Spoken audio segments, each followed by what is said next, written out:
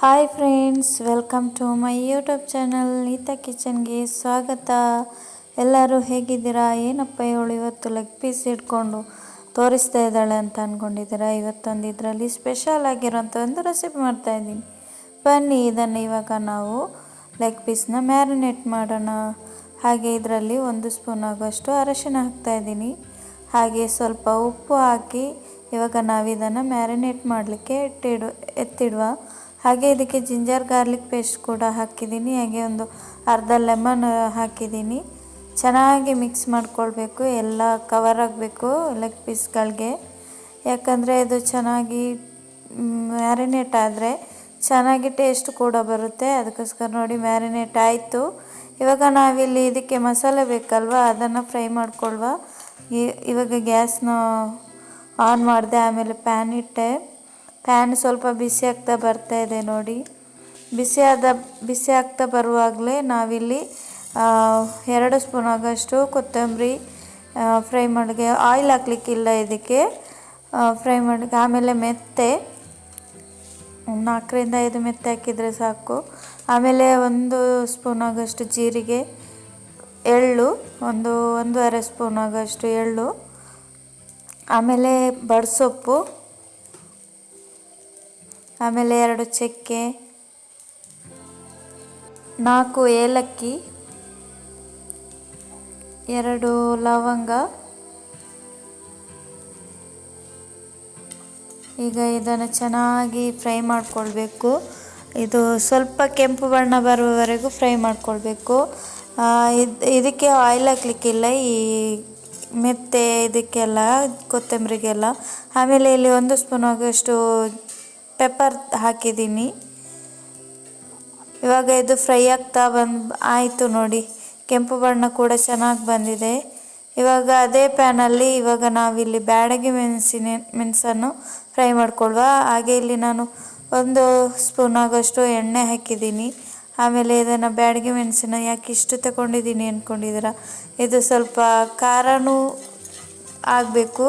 ಹಾಗೆ ಸ್ವಲ್ಪ ಇದು ಅಷ್ಟೇನು ಖಾರ ಇಲ್ಲ ಮೆಣಸು, ಹಾಗಾಗಿ ನಾನಿಲ್ಲಿ ಒಂದು 10-12 ಮೆಣಸು ತಗೊಂಡಿದ್ದೀನಿ. ಹಾಗೆ ಇಲ್ಲಿ ಜಜ್ಜಿದ ಬೆಳ್ಳುಳ್ಳಿ, ಹಾಗೆ 1 ಶುಂಠಿ, ಹಾಗೆ ಪಾಲಕ್ ಎಲೆ, ಅರ್ಧ ಈರುಳ್ಳಿ.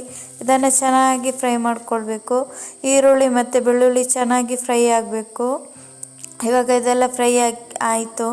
ಅದಾದಮೇಲೆ ಇದನ್ನು ನಾವು ಮಿಕ್ಸಿಗೆ ಹಾಕಿ ಚೆನ್ನಾಗಿ ಗ್ರೈಂಡ್ ಮಾಡ್ಕೊಳ್ಬೇಕು. ತರಿ ಇರಬಾರ್ದು, ಚೆನ್ನಾಗಿ ಗ್ರೈಂಡ್ ಮಾಡ್ಕೊಳ್ಬೇಕು. ಇವಾಗ ನೋಡಿ ಎಲ್ಲ ಮಿಕ್ಸಿಗೆ ಹಾಕ್ತಾ ಇದ್ದೀನಿ. ಇದಕ್ಕೆ ತೆಂಗಿನಕಾಯಿ ಆ್ಯಡ್ ಮಾಡಲಿಕ್ಕಿಲ್ಲ, ಹಾಗೇ ಗ್ರೈಂಡ್ ಮಾಡಿಕೊಂಡು ಮಾಡೋದು. ಯಾಕಂದರೆ ಇದರಲ್ಲಿ ಎಲ್ಲ ಮಸಾಲೆ ಇದೆ. ಆಮೇಲೆ ಸ್ವಲ್ಪ ನೀರು ಹಾಕಿದರೆ ಸಾಕು. ಒಂದು ಅರ್ಧ ಲೋಟ ನೀರು ಹಾಕಿ ಚೆನ್ನಾಗಿ ಗ್ರೈಂಡ್ ಮಾಡ್ಕೋಬೇಕು. ತೆಳುವಾಗಿ ಇರಬಾರ್ದು, ದಪ್ಪಕ್ಕೆ ಇರಬೇಕು. ನೋಡಿ ಈ ಥರ ನಾನೀಗ ತೋರಿಸ್ತೀನಿ ನೋಡಿ, ಈ ಥರ ದಪ್ಪ ಇರಬೇಕು. ಆಮೇಲೆ ನಾವಿಲ್ಲಿ ಚಿಕನ್ ಮ್ಯಾರಿನೇಟ್ ಮಾಡಿಟ್ಟಿದ್ದೀವಲ್ಲ, ಅದಕ್ಕೆ ಇದನ್ನು ಆ್ಯಡ್ ಮಾಡಿಕೊಂಡು ಇದನ್ನು ಒಂದು 5 ನಿಮಿಷ ಹಾಗೆ ಮ್ಯಾರಿನೇಟ್ ಆಗಲಿಕ್ಕೆ ಬಿಡಬೇಕು. ಮೊದಲೇ ನಾನು ಲಿಂಬು ಮತ್ತು ಅರಿಶಿನ, ಉಪ್ಪು ಹಾಕಿ ಮ್ಯಾರಿನೇಟ್ ಮಾಡಿಟ್ಟಿದ್ದೆ. ಆಮೇಲೆ ಇದನ್ನು ಕೂಡ ಯಾಕೆ ನಾವು ಮ್ಯಾರಿನೇಟ್ ಮಾಡಿ ಹಾಗೆ 5 ನಿಮಿಷ ಇಡಬೇಕು ಅಂದರೆ, ಇದು ಚೆನ್ನಾಗಿ ಹೀರ್ಕೊಂಡ್ರೆ ತುಂಬಾ ಟೇಸ್ಟಿಯಾಗಿ ಬರುತ್ತೆ ಈ ಚಿಕನ್ ಗ್ರೇವಿ. ಆಮೇಲೆ ಇಲ್ಲಿ ನಾವು ಅದೇ ಪ್ಯಾನಲ್ಲಿ ಈಗ ಸಾಮಗ್ರಿಗಳನ್ನೆಲ್ಲ ಹುರಿದುಕೊಂಡಿದ್ದೀವಲ್ಲ, ಅದೇ ಪ್ಯಾನಲ್ಲಿ ಇವಾಗ ನಾವು ಚಿಕನ್ನ ಬೇಯಿಸ್ಕೊಳ್ಬೇಕು. ಇವಾಗ ನಾನಿಲ್ಲಿ 1.5 ಈರುಳ್ಳಿನ ಕಟ್ ಮಾಡಿ ಹಾಕಿದ್ದೀನಿ. ಇದು ಕೆಂಪು ಬಣ್ಣ ಬರುವವರೆಗೂ ಫ್ರೈ ಮಾಡಿಕೊಳ್ಬೇಕು.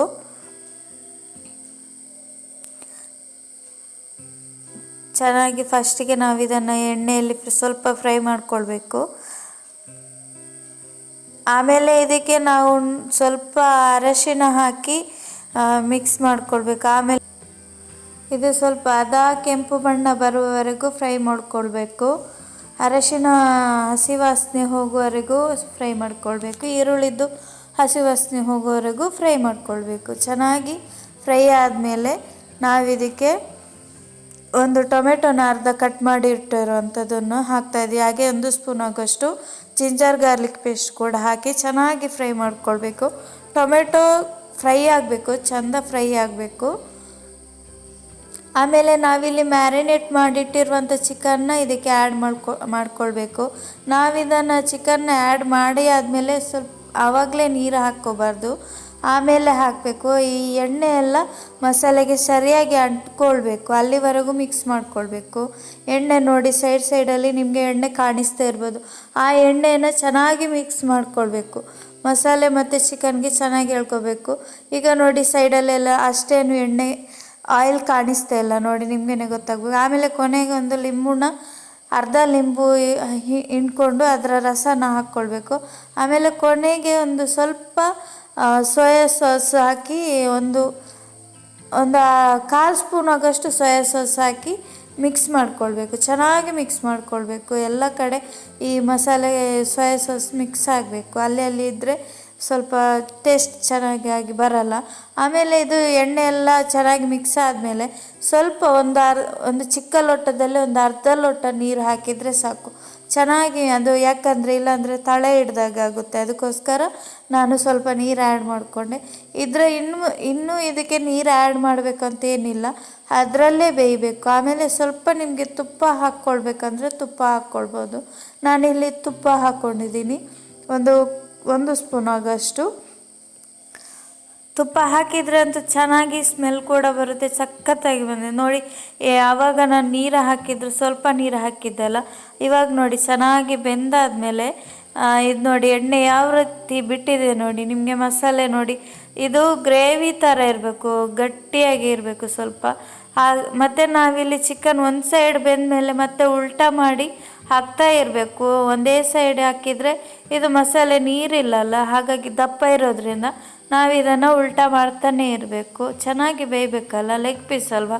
ಬಾಕಿ ಚಿಕನ್ ಪೀಸ್ ಆದರೆ ಚೆನ್ನಾಗಿ ಬೇಯುತ್ತೆ, ಇದು ಲೆಗ್ ಪೀಸ್ ಆಗಿರೋದ್ರಿಂದ ಈ ಥರ ಬೇಯಿಸ್ಕೊಳ್ಬೇಕು. ಆಮೇಲೆ ಇಲ್ಲಿ ನಾನು ಉಪ್ಪು ಸ್ವಲ್ಪ ಕಡಿಮೆ ಟೇಸ್ಟ್ ನೋಡಿಕೊಂಡೆ, ಕಡಿಮೆ ಆಗಿತ್ತು. ಅದಕ್ಕೆ ನಾನು ಸ್ವಲ್ಪ ಒಂದು ಅರ್ಧ ಸ್ಪೂನ್ ಆಗೋಷ್ಟು ಉಪ್ಪು ಆ್ಯಡ್ ಮಾಡಿಕೊಂಡೆ. ನಿಮಗೆ ಉಪ್ಪು ಬೇಡ ಅಂದರೆ ಸ್ಕಿಪ್ ಮಾಡ್ಕೋಬೋದು, ನಾನಿಲ್ಲಿ ಉಪ್ಪು ಹಾಕ್ಕೊಂಡಿದ್ದೀನಿ. ಇವಾಗ ಮತ್ತೆ ನಾವು ಮುಚ್ಚಳ ಕ್ಲೋಸ್ ಮಾಡಿಕೊಂಡು 5 ನಿಮಿಷ ಹಾಗೇ ಬಿಟ್ಟಾದಮೇಲೆ ನೋಡಿ, ಇವಾಗ ಮತ್ತೆ ಆಯಿಲ್ ಥರ ಬಿಡ್ತಾ ಬಂದಿದೆ, ಚೆನ್ನಾಗಿ ಬೆಂದಿದೆ ಅಂತ ನಿಮಗೆ ಕಾಣಿಸ್ತಾ ಇರ್ಬೋದು. ಆಮೇಲೆ ಇಲ್ಲಿ ನಾವು ಮೊಸರು ಆ್ಯಡ್ ಮಾಡ್ಕೋತಾ ಇದ್ದೀವಿ. ನಾವು ಚಿಕ್ಕ ಕಪ್ಪಲ್ಲಿ 1 ಕಪ್ ಆಗುವಷ್ಟು ಮೊಸರು ಆ್ಯಡ್ ಮಾಡಿದ್ದೀವಿ. ಆಮೇಲೆ ಸ್ವಲ್ಪ ಕೊತ್ತಂಬರಿ ಸೊಪ್ಪಿದ್ರೆ ಅದನ್ನು ಆ್ಯಡ್ ಮಾಡ್ಕೋಬೋದು.